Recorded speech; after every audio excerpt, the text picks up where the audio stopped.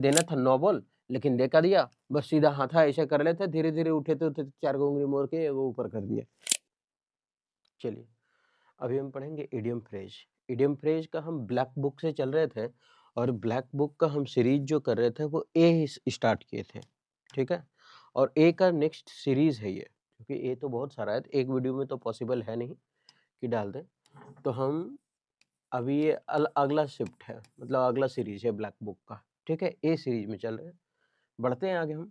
आप क्या करें कि अगर देखिए, आप अपना समय बर्बाद नहीं कीजिएगा। अगर आपको 2-3 वर्ड देखने के बाद, 2-3 इडियम्स देखने के बाद लगे कि हाँ, याद हो रहा है, तो ठीक है। और नहीं तो यूट्यूब पे बहुत बड़ा-बड़ा चैनल है, हम तो दूध-मुहा बच्चे हैं अभी, है ना? तो अगर आपको लगे कि नहीं, इससे बेहतर कहीं और है, तो आप वहाँ देख सकते हैं। आप स्वतंत्र हैं इस बात से, क्योंकि नौकरी आपको लेना बहुत ज़रूरी है आज के समय में। तो उम्मीद करते हैं सेशन ठीक लगेगा। अगर ठीक लगेगा, तो आप हमारे साथ कंटिन्यू बने रहिएगा। बढ़े आगे। अल्फा एंड ओमेगा मतलब होता है शुरुआत और अंत। अल्फा एंड ओमेगा का मतलब होता है शुरुआत और अंत। तो यहाँ लिखा है अल्फा और ओमेगा, मतलब शुरुआत होना और अंत हो जाना। तो यहाँ हम पिक्चर से समझाने का कोशिश किए हैं कि बच्चा का जो शुरुआत होता है वो अल्फा से होता है। अल्फा से शुरुआत होता है और धीरे-धीरे ये बढ़ता है, धीरे-धीरे बढ़ता है और यहाँ आने के बाद लास्ट में वो क्या हो जाता है? अंत हो जाता है। मतलब alpha and omega. Alpha and omega. देखिए, एग्जाम में हो, कम से कम फिगर याद रह जाएगा ना, तो 100% है कि क्वेश्चन टिक करके आ जाएंगे आंसर, ठीक है? तो अल्फा एंड ओमेगा का मतलब होता है शुरुआत और अंत कर देना। अल्फा एंड ओमेगा का मतलब शुरुआत और अंत। तो वही है beginning and and. Alpha and omega ऐसे याद रखते हैं। हम लोग पढ़ते हैं अल्फा बीटा गामा, पढ़ते हैं ना? तो हम लोग शुरुआत किससे करते हैं? हमेशा अधिकतर आदमी शुरुआत करता है अल्फा बीटा गामा, मतलब पहले बोलता है अल्फा, ए बोलता है, फिर बीटा, फिर गामा। एक गामा को गामा ना बोल के ओमेगा समझ लीजिए। Gamma, omega. गामा जैसे कुछ तो मिल रहा है ना, गामा, गा तो मिल रहा है, गा मिल रहा है ना, और ओ में मा में भी तो मिल रहा है। तो गामा को इधर से पढ़ेंगे गामा, है ना? तो ओमेगा, गैमा, तो गामा पढ़ लेते हैं इसको। तो अल्फा से स्टार्ट करते हैं और बीटा में खत्म होता है, में गामा में खत्म होता है। तो अल्फा एंड ओमेगा मतलब शुरुआत और अंत। लास्ट में हम क्या करेंगे? मैच द फॉलोइंग करके देखेंगे, टेस्ट लगा करके। थोड़ा आत्मसंतुष्टि मिल जाता है, हाँ याद हो गया, है ना? तो अल्फा एंड ओमेगा आपको लग रहा होगा कि ओमेगा है, चलो ओमेगा मतलब क्या कह दिए, गामा, लेकिन भले अटपटा लग रहा है, लेकिन याद हो गया होगा। अल्फाबेट सॉप का मतलब होता है शब्दों के लघु रूप का जरूरत से ज्यादा प्रयोग। अच्छा, अल्फाबेट सॉप, सॉप का मतलब ये सॉप सूप लिखल है, अल्फाबेट सूप। अल्फाबेट सूप, अब एक ऐसा सूप बनाया जिसमें अल्फाबेट वाला ये जो बनल है बेसन उसन का, वो खूब डाला, भर भर के डाला। मतलब शब्दों का लघु रूप, लघु रूप का मतलब होता है छोटा, लघु रूप मतलब छोटा, वो जरूरत से ज्यादा प्रयोग है। साला जब छाने तब एबीसी, जब छाने तो एक्स वाई जेड, जब छाने तो एबीसी, जब छाने तो पी क्यू आर एस। तो क्या है? शब्दों के लघु रूप का जरूरत से ज्यादा प्रयोग है, मतलब कितना है? जब चम्मचों से निकाले तब यही सब निकल रहा है। मतलब क्या है कि अल्फाबेट सूप है, सूप तो है लेकिन किसका सूप है? अल्फाबेट वाला, है ना? जैसे ना, तो चिकन सूप दो तो उसमें चिकन रहेगा, एग सूप दो उसमें एग रहेगा, शकरकंद सूप दो उसमें शकरकंद रहेगा, मुराई सूप दो उसमें मुराई रहेगा, गाजर तो उसमें गाजर रहेगा। तो ये अल्फाबेट है, मतलब अल्फाबेट तो रहेगा। और अल्फाबेट सूप मतलब इतना ज्यादा अल्फाबेट रहेगा, तो शब्दों का लघु रूप यानी छोटा रूप जो है उसका जरूरत से ज्यादा प्रयोग कर देगा, और वो कहने लगे वह कैसा है, ठीक है? तो क्या लिखा हुआ है? A metaphor for an abundance of abbreviations और एक्रोनिम। एब्यूंडेंस का मतलब होता है प्रचुर, ठीक है? आगे, always a bridesmaid, never a bride. अच्छा, ब्राइड मतलब क्या होता है? दूल्हा। ब्राइड मतलब क्या होता है? दूल्हा। इसको कैसे याद रखते हैं? दूल्हे बाबू के देखते हैं। अभी मान लेते हैं always a bridesmaid, never a bride, ऐसे याद रखते हैं। Always a bridesmaid, never a bride. जो दूल्हे का कपड़ा में होता है, हम ट्रिक से याद कर रहे हैं, हम मीनिंग नहीं बता रहे। जो दूल्हे का कपड़ा में, ये नहीं कि वो दूल्हा ही, मतलब कहने का मतलब जैसे हम मान लेते हैं कि आजकल हिंदू का रीति रिवाज में आजकल फैशन चला है, ब्लेजर पर शादी करेगा, है ना? अपना मतलब आ गया है उस सब में। तो हम लोग का हिंदू रीति रिवाज में है कि ब्लेजर पहना मतलब बहुत बड़ा आदमी है, ऐसे नहीं चलता है। तो ब्लेजर पहन लिया, शर्ट पहन लिया, और जो भी है उसका मैचिंग वाला पैंट पहन लिया, टाई वो लगा लिया। तो उसका भाई भी वही काम करता है, वो जो लिया हम भी लेंगे, और उसी तरह से वो भी ब्लेजर शर्ट और पैंट पहन के जाएगा। तो इसका मतलब है कि ब्राइड्समेड नेवर अ ब्राइड, भले उसका भाई भी दूल्हा जैसा तैयार हुआ है, लेकिन क्या वो ब्राइड है? नहीं है, वो दूल्हा नहीं है। यानी सबसे महत्वपूर्ण पद के बाद वाला मतलब सबसे महत्वपूर्ण पद के बाद वाला आदमी। महत्वपूर्ण पद किसका है? उसका भाई का, दूल्हा बाबू का। और बाद वाला पद किसका? उसका भाई का। देन बोलेगा ये लड़का का भाई है, ये लड़का का भाई है। शादी में दो ही चीज को ज्यादा पहचाना जाता है, एक लड़का का भाई कौन है, और एक लड़की घर का जो बड़ी दीदी हो, वो दीदी हो, बहन हो, ये सब ज्यादा प्रचलित में रहता है। ठीक है, तो इसका मतलब है कि ब्राइड्समेड नेवर अ ब्राइड। ठीक है, समझ में तो आ रहा होगा ना। लास्ट में मैच द फॉलोइंग करेंगे, 100% आप हमसे पहले आप टिक लगाइएगा। ठीक, तो भले कपड़ा पहन लिए दूल्हा का, लेकिन दूल्हा नहीं है, तो उसके बाद वाला स्थान तो उसी का है, इसका मतलब। तो सबसे महत्वपूर्ण पद के बाद वाला स्थान, someone who is never the most important person in a particular situation. An about turn, about turn का मतलब an about turn, पूरी तरह से अपने विचारों में बदलाव कर दिया। कलर चेंज कर लेके दिखेगा, नहीं दिखेगा। तो एन अबाउट टर्न का मतलब होता है विचार में पूरा परिवर्तित करना, पूरा परिवर्तन विचार में। ठीक, तो कंप्लीट चेंज ऑफ ओपिनियन, अपने विचारों में पूरा बदलाव करना। जैसे मान लेते हैं बॉल फेंका, अब गया, अब ऐसे कर धीरे धीरे ऐसे ऐसे करने जा रहा था, नो बॉल। उसके बाद सब जब जश्न मनाने लगा तो ऐसे ऐसे पूरा ले, ये नो बॉल से कहाँ चला गया? आउट में। इसका मतलब क्या? विचार में पूरा तरह से बदलाव हो गया, है ना। बेनिफिट मिला था बैट्समैन को, जस्ट अपोजिट हो गया, बेनिफिट बॉलर को मिला, आउट मिल गया उसको। तो ये देना था नो बॉल, लेकिन देखा दिया, बस सीधा हाथा ऐसे कर लेते, धीरे धीरे उठे तो चार को उंगली मोड़ के वो ऊपर कर दिया, है ना। तो इसका मतलब क्या है? No ball. तो एन अबाउट टर्न मतलब विचार का पूरा परिवर्तन, कंप्लीट चेंज ऑफ ओपिनियन। ठीक है, complete change of opinion. An account which is in red, एक ऐसा अकाउंट है जो लाल हो चुका। अच्छा, हम लोग एक चीज जानते हैं, बचपन से हम लोग जानते हैं कि कोई भी चीज, जैसे मान लेते हैं कि मैथ में है 80 नंबर, फिर 85 नंबर, अगर रेड ना दिख रहा हो तो थोड़ा सा ऐसे ब्लू से लिख देते हैं। ये 95 नंबर मैथ में, इंग्लिश में 80 नंबर, जीएस में 20 नंबर, मतलब जीएस मतलब वही जनरल नॉलेज का कोई सब्जेक्ट होगा, और भी कोई सब्जेक्ट में आया मान लेते हैं 75 नंबर। ठीक, अब क्या हुआ कि हम लोग का स्कूल में क्या होता था, जिसमें फेल हो, इसमें तो 33 पास हो, सब में 33 पास हो तो 33, लेकिन इसमें नहीं हो तो ये क्या कर दिया? रेड कर दिया।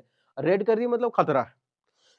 और खतरा किस बात का है? बाप से धुनाएंगे, है ना, रगड़ के मारेगा, कचकचा के एकदम, चप्पले जूते एकदम फेंक फेंक के धुन देगा। तो इसका मतलब ये खतरा है।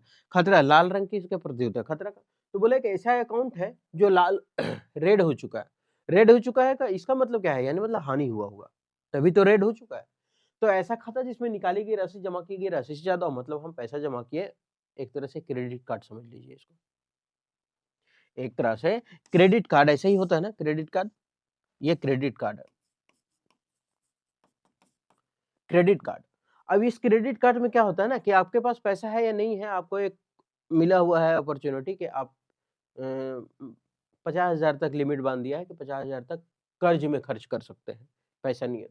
तो यहाँ पे लिखा हुआ क्या? यहाँ लिखा हुआ है कि account which is in red, मतलब एक ऐसा खाता कि हम जमा किए थे 50,000, लेकिन हम उससे निकाल लिए 70,000। ये जो 20,000 हमारा है, ये जो 20,000 हमारा होगा, वो क्या रहेगा? माइनस में रहेगा।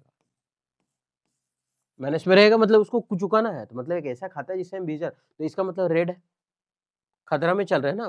तो एक ऐसा खाता जिससे हम पैसा ज्यादा निकाल लिए हो, उसी को बोलते हैं account which is in the red. ऐसा खाता जिसमें निकाली गई राशि जमा की गई राशि से ज्यादा हो, मतलब that which is over drawn, मतलब ज्यादा निकाल लिए हो। ड्रॉ मतलब निकालना, तो ओवर ड्रॉन मतलब जिससे ज्यादा निकाला गया हो। आगे बढ़े। एन एरो इन द क्यूबर का मतलब होता है उपलब्ध विकल्पों में से एक विकल्प। 1 2 3 4 5 ऑप्शन है, बोले जो भी विकल्प है उसमें से एगो चुनो, चलिए ये चुन लिए। ऐसे ही याद रखते हैं।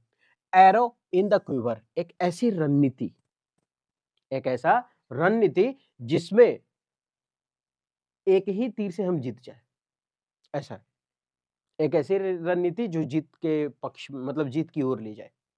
तो हम ऐसा याद करते हैं उसको। एरो मतलब होता है, हम केवल याद कर रहे हैं, ठीक। एरो मतलब क्या होता है? तीर। तो आप देखे होंगे कि बहुत सारा जो योद्धा होता है, जो लड़ने जाता है, उसका पीठ पर क्या होता है ना, ये टंगा हुआ रहता है ऐसे। कैसे टंगा हुआ रहता है? जैसे भी है ऐसे करके रहता है, ठीक है? और इसमें बहुत सारा तीर रहता है, ऐसे करके भरा हुआ रहता है, ठीक है? तो ये है तीर। तो ऐसे याद रखते हैं, arrow in the quiver.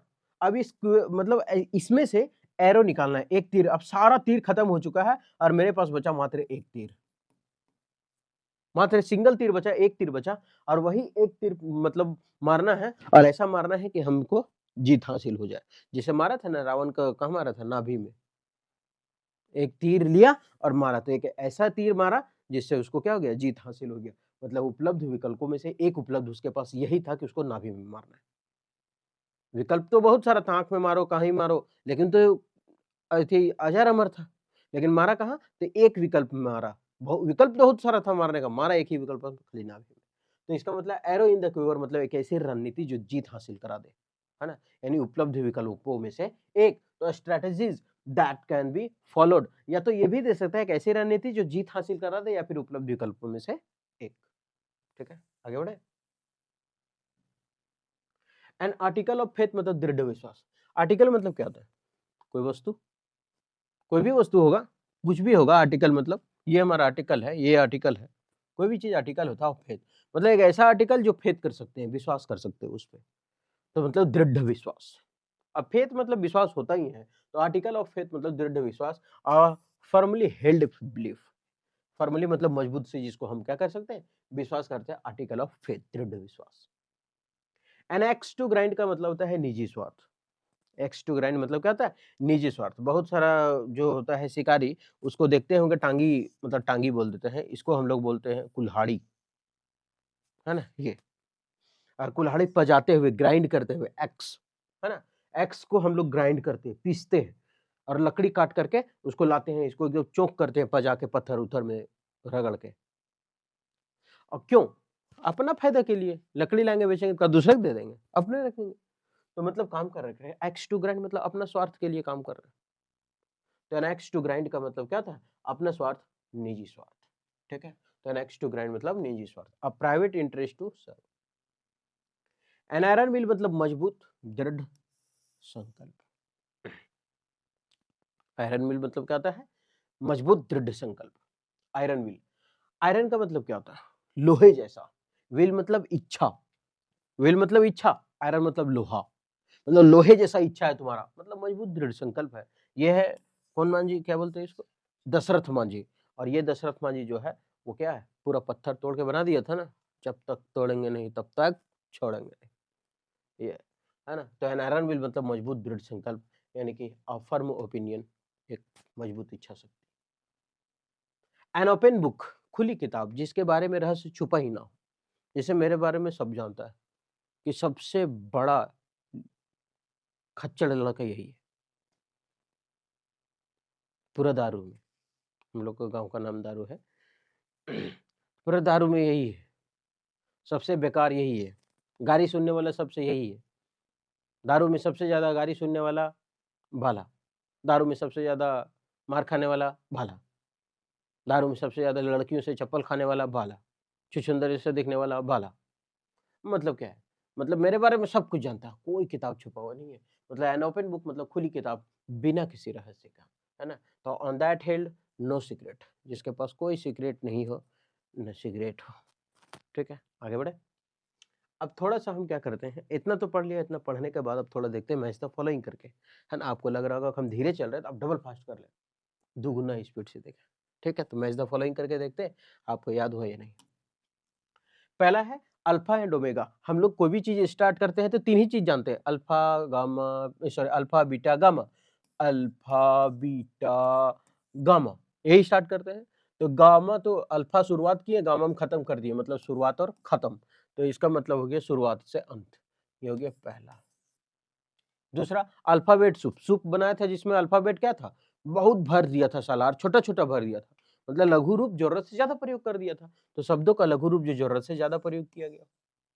Always a bridesmaid never a bride. हम बोले थे दूल्हा कपड़ा में भले उसका भाई है, लेकिन वो दूल्हा नहीं है, वो उसके बाद वाला स्थान रखता हो ना, तो ऐसे शब्द का ड्र सबसे महत्वपूर्ण पद के बाद वाला, तीसरा नंबर। आगे, an about turn, about turn का मतलब क्या था? जैसे जैसे ऐसे किया था, नो बॉल अबाउट टर्न, घूमते गया सीधे उड़ का यहाँ, मतलब क्या, पूरा विचार में बदलाव हो गया ना। तो एन अबाउट टर्न का मतलब होता है, एक फोटो लगाना चाहिए था एन अबाउट टर्न में, वो चेन्नई वाला मैच में जो धोनी घुस गया था बीच में, जो नो बॉल दिया था शुरू में और फिर हटा दिया था ना, वो पूरा विचार में बदलाव ही कर दिया कि पहले बॉल नो दे करके और फिर हटा दिया एम्पायर, है ना। और हालांकि जीत गया था चेन्नई। तो एन अबाउट टर्न का मतलब होता है पूरी तरह से बदलाव कर देना। कहाँ गया, ये विचारों में पूरा बदलाव, 4 number. An account which is in red, मतलब एक अकाउंट जो लाल है, मतलब खतरे में है, मतलब कुछ कर्जा में है, ज्यादा निकाल लिए है पैसा, तो ऐसे खाता जिसमें जरूरत से ज्यादा पैसा निकाल दिया गया। एन एरो इन द क्यूबर, हम क्या बोले थे कि एक यहाँ पे ऐसे था और इसमें बहुत सारा एरो था, उसमें से एक ही था एरो जो उसको जीत हासिल करा दिया था। उपलब्ध विकल्पों में से एक ही तीर निकाला और मारा सट से। ये हो गया पहला, हालांकि छठा देना चाहिए था लेकिन पहला, यहाँ से पहला। एन आर्टिकल ऑफ फेथ, एक ऐसा वस्तु जिस पर हम भरोसा कर सकते हैं, दृढ़ विश्वास। ओला हो गया नहीं, हाँ, का ओरी बोरी कैम्बे लैम्बे ओरी बोरी जो कुछ ना हो। एन एक्स टू ग्राइंड, अपना कुल्हाड़ी हम पीस रहे हैं, मतलब कुछ अपने फायदा के लिए पीस रहे हैं, काटेंगे कुछ भी, तो मतलब होता है अपना निजी स्वार्थ। एन आयरन व्हील, आयरन मतलब लोहा, व्हील मतलब इच्छा, मजबूत एकदम लोहे जैसा इच्छा है हमारा, मतलब मजबूत इच्छा शक्ति, मजबूत दृढ़ संकल्प।